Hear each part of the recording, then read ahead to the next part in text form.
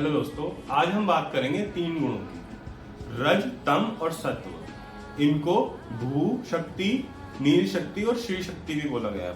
पराशर होरा के पहले अध्याय में आप पढ़ेंगे तो लिखा है एक अव्यक्त आत्मा वाले विष्णु है जिनकी दो शक्तियां हैं, अव्यक्त और व्यक्त। व्यक्त आत्मा वाले विष्णु की तीन शक्तियां हैं, नील, श्री, भू।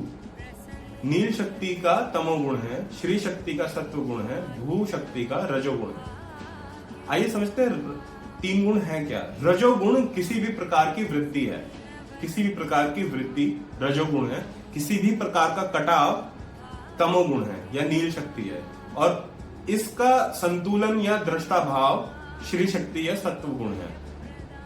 तो देखिए, पूरे ज्योतिष का जो आधार है वो तीन गुणों से बना है। आप पराशर होरा का कोई भी श्लोक उठा लीजिए, उसमें या तो वृद्धि की बात होगी या कटाव की बात होगी या फिर उसकी विद्या की बात होगी कि दृष्टा भाव मिलेगा उसका। ठीक है, अब आइए 12 भाव समझते हैं तीन गुणों के माध्यम से। पहला, चौथा, सातवां, 10वां भाव भू शक्ति का है या रजोगुण का है। दूसरा, 5वां, 9वां, 11वां भाव श्री शक्ति का है या ज्ञान और विद्या का होता है। तीसरा, छठा, 8वां, 12वां भाव नील शक्ति या कटाव का होता है। इसी प्रकार से ग्रह होते हैं, बुध, गुरु, शुक्र रजोगुणी होते हैं, और चंद्रमा जो है वो कृष्ण पक्ष और शुक्ल पक्ष के हिसाब से रजोगुणी और तमोगुणी होता है।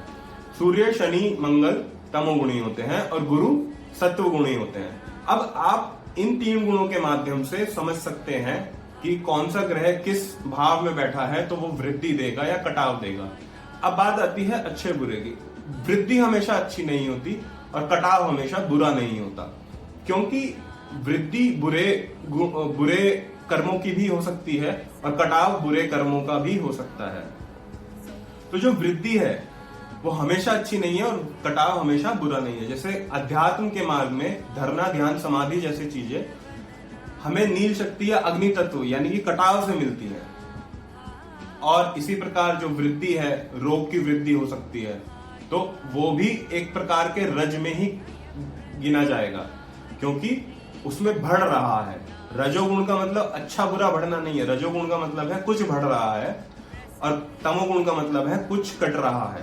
तो ठीक है, अब आप समझिए कि जो ये तीन शक्तियां हैं, यही तीन गुण जो है वही चल रहे हैं काल के अंदर।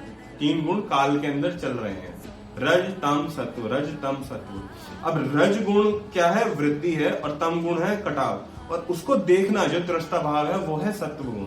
इसीलिए वो गुरु तत्व भी बोलते हैं, और बृहस्पति ग्रह का वही आकाश तत्व है, उसको आकाश तत्व भी कहते हैं। ठीक है।